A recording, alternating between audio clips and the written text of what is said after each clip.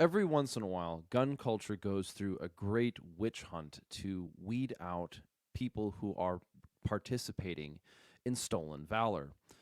And stolen valor, in its simplest definition, is what happens when a person claims some sort of position or to have done something in a military action that they didn't do. They lie about their history, they lie about their profession or their job or what unit they were a part of.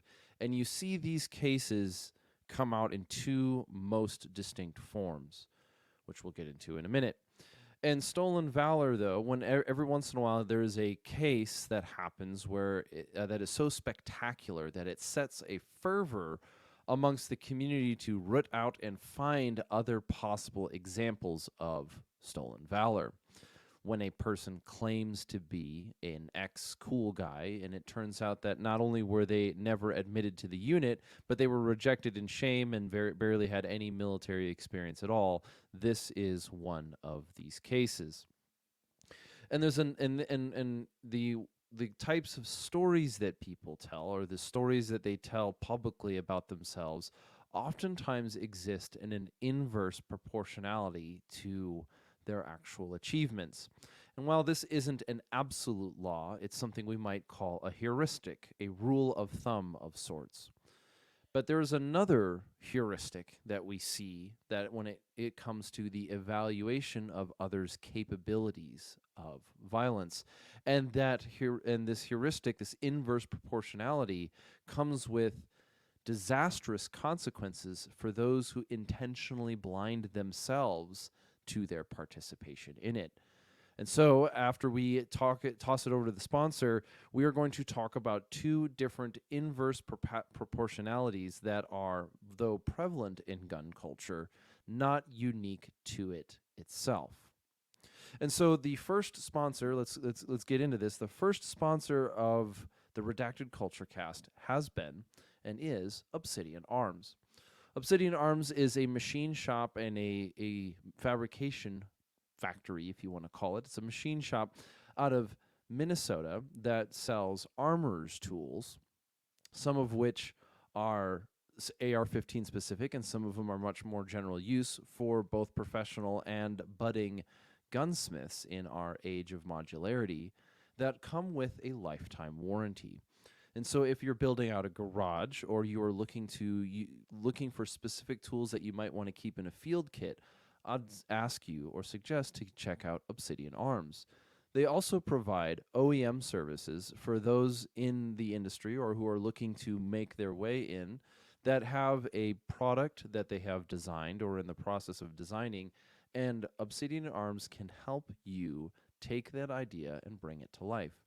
They use US sourced materials in their machining, and they are capable of more than just a CNC machine. So, if you have a product that you are bringing to market or you are looking for armorer's tools, go check out Obsidian Arms at obsidianarms.com. So, an inverse proportionality is a case, and I'm going to use a web definition, as dangerous as that is.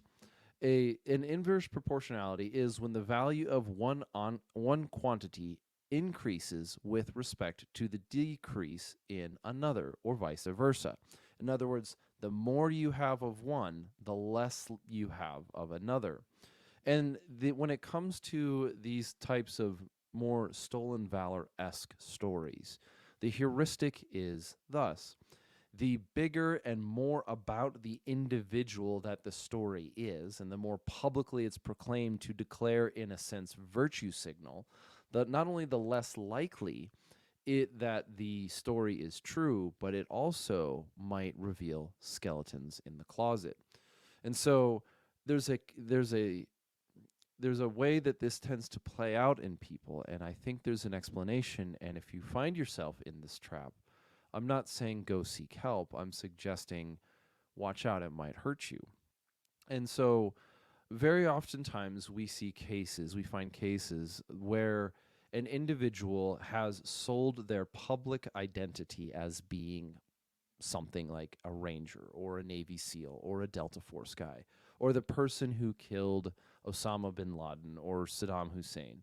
And while this is not an absolute truth, what we tend to find is that those who build their entire public persona on being an ex cool guy, oftentimes, once the investigation is done, we find out that not only were they not there or did not do the things that they do, but rather they may be compensating for a feeling that they didn't achieve something that they could have or should have achieved during that time.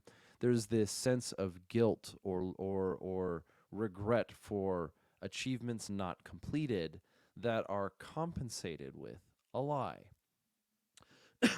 While the military itself is pretty thorough with its records of people's placement in various units, and these things can be researched and they can be found out, with as thorough as that is, one would wonder why somebody who was in the military would lie about their military achievements or their military history.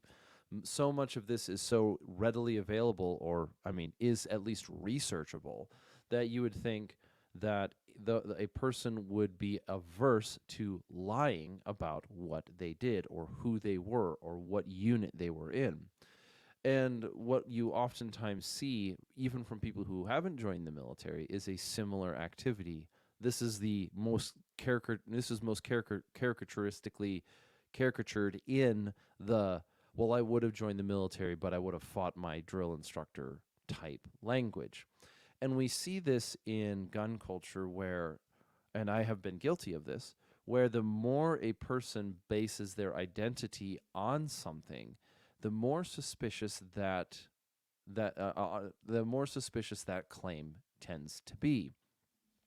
This is how, and we've seen gun culture evolve so cleanly through this as we're moving away from a lot of that hero worship that was very present in the early 2000s and even the teens, some of which very likely influenced my choice to do what I did.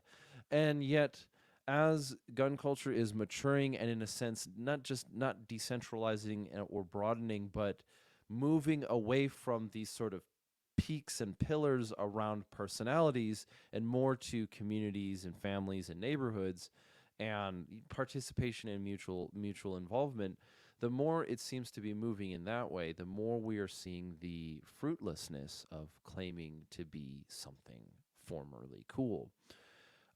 And and so the inverse relationship with these big fish stories tends to be that the bigger the story, the more suspicion might be warranted.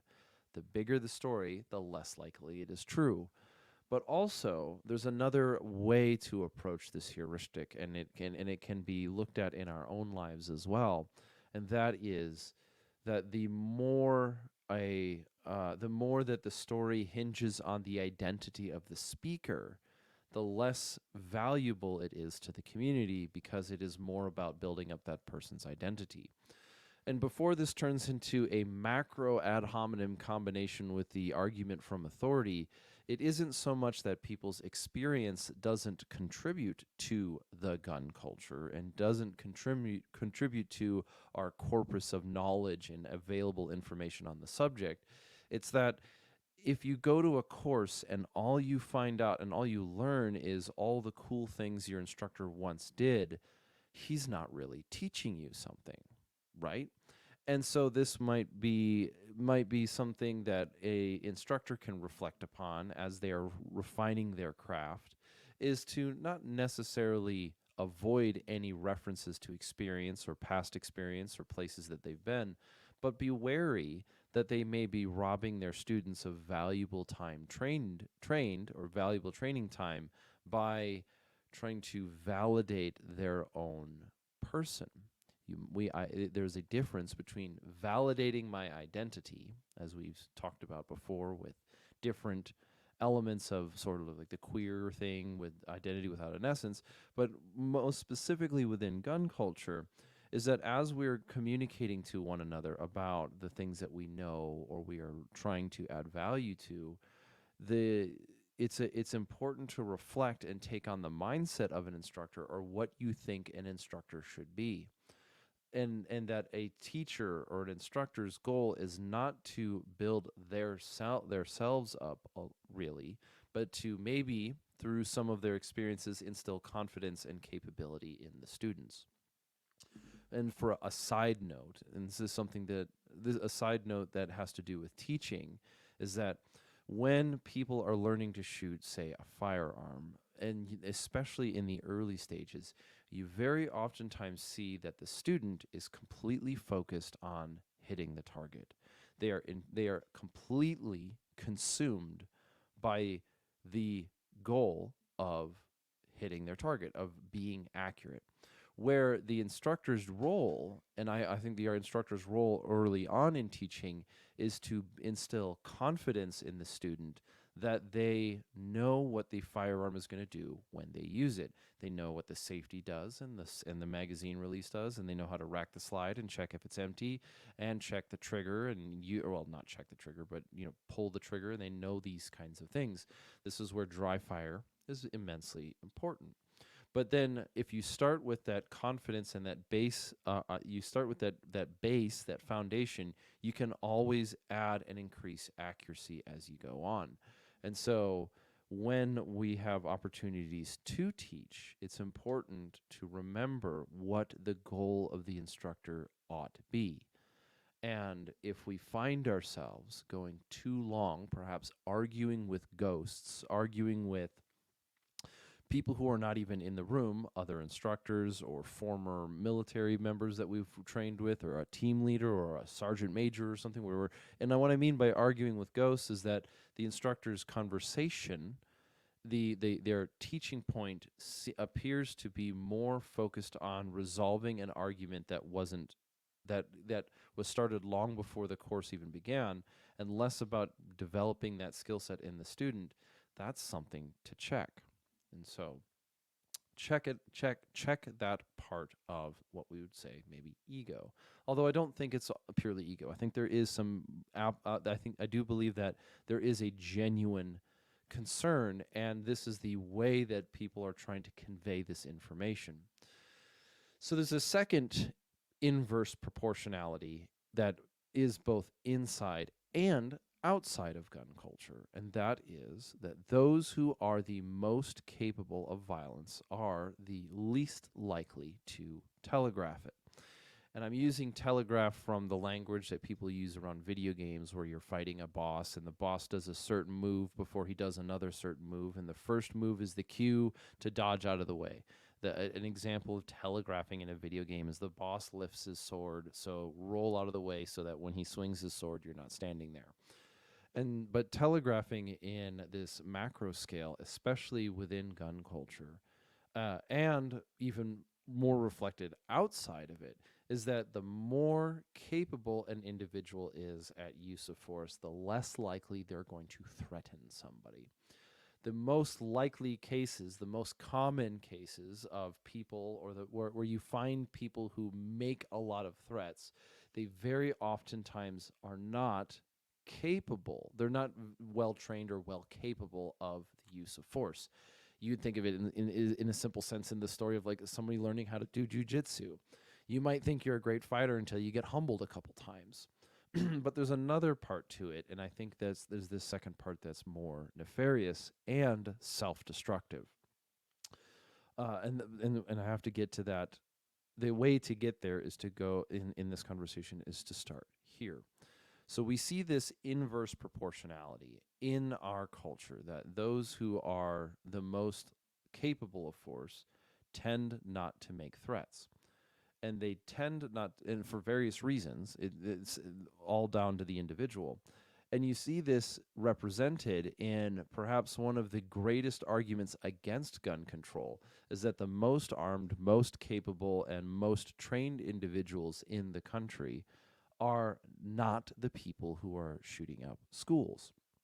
Rather, when you see these public outbursts of violence, oftentimes with some sort of manifesto, or or in these very public cases, the identity of the individual reveals that they're not well trained, they're not skilled, they're not well connected.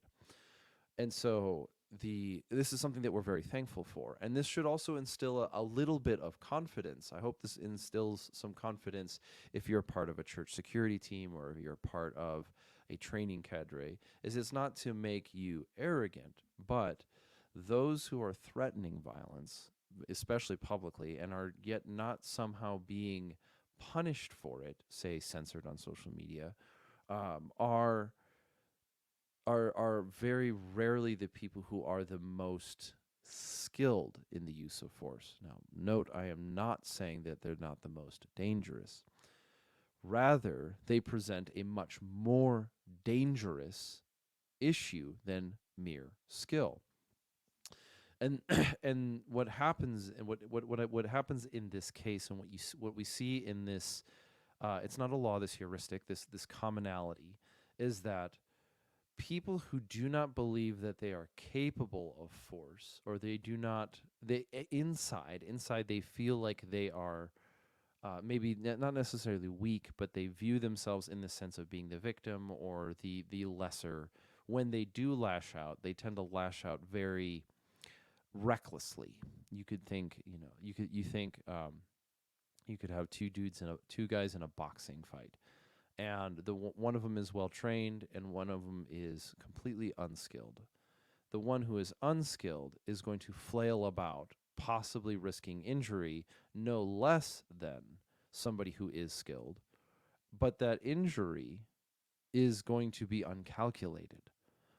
And so you think we see this with people in possession of firearms, in the sense that a person who is not trained or has not built that skill, when they find themselves in a position where they believe that they're justified in the use of force, very oftentimes spray and pray. In this sense, we saw this often.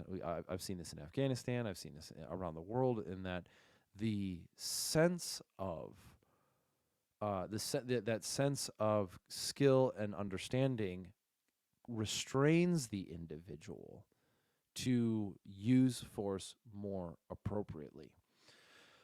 Now, why is this so dangerous, and why is it so dangerous in ourselves? Well, if we believe that we ourselves could never do that, we could never use force or never shoot somebody or never do anything evil, we do not build within ourselves the discipline to prevent ourselves from doing that evil.